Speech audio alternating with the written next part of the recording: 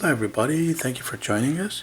Today we are going to do a sketch of bird beaks, and we are looking at the beak of a condor. So if you have your pencils all set, let's put in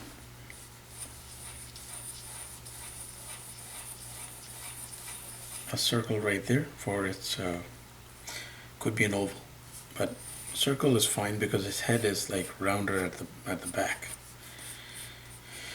So why we chose this beak is because the beaks of scavenging birds are meticulously designed for that.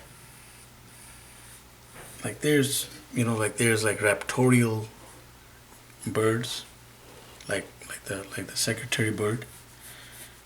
There are birds that are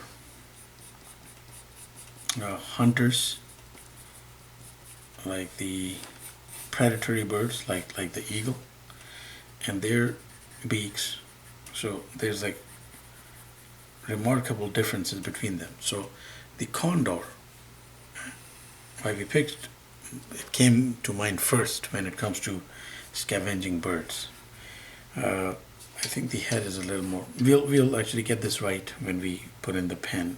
We're just putting in the structure for its beak right now. So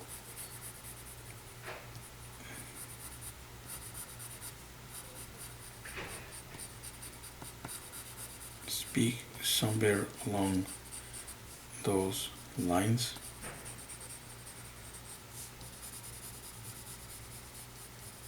And then of course it has all this black, jet black plumage here. So design is like very simple. Of course we'll get the certain like elements right when we put in let's see, the line work with a pen. So there is its eye around about there. Nostril is up here. I think that the head is more streamlined as it goes back, and then it becomes rounder. So sort of, I'm not sure if it's a scavenging bird, and this is the amazing thing about them, that scavengers are essentially birds that are looked at in that sense, like I guess look down in that sense that they, no, well, not really look down. I think it's because they are actually doing a service by picking off carcasses where they see them, if they're hungry enough. But so they do not have that same grace as eagles do, except for their flight.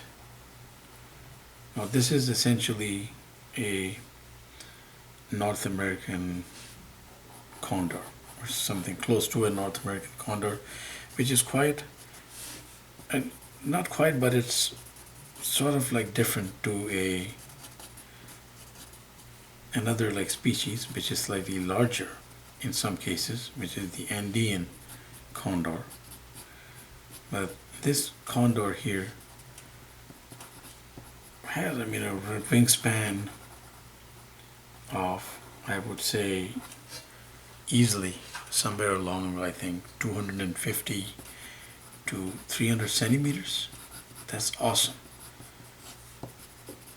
And of course there's a plane that is like named after this remarkable bird, which is also called the condor. Like there's a plane, in case you didn't know. More of a warplane. And the purpose of that plane is like not necessary, because there's a carrier warplanes, like it doesn't matter. We won't be speaking about planes here, but we will speak about these remarkable birds that inspired these planes. Now, the North American condor, so not necessarily the largest species of condor or vulture. Sorry, vulture. So these are essentially vultures. But so they are like, I guess, they are a classification, just like the commonly known vulture. So we're just putting some crosshatch in. So the beak is refined here, like the keratin is all concentrated here at the tip. It's concentrated here at the tip, in most cases anyways. That is the way it is. And then it goes back into this, what we call skin of its head.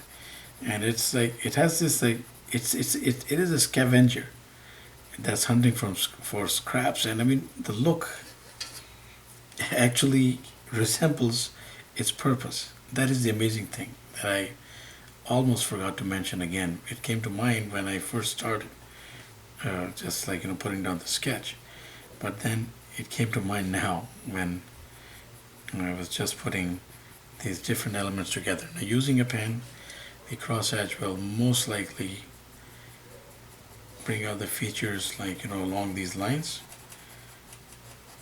So this is like also shiny black keratin.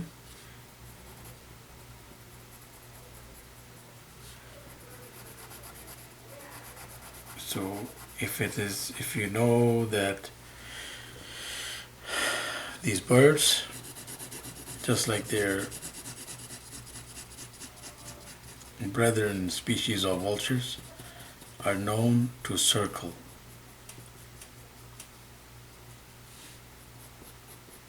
prospective dying animals, and that is because they sense food. That is why they begin circling these animals, and that's actually wondrous.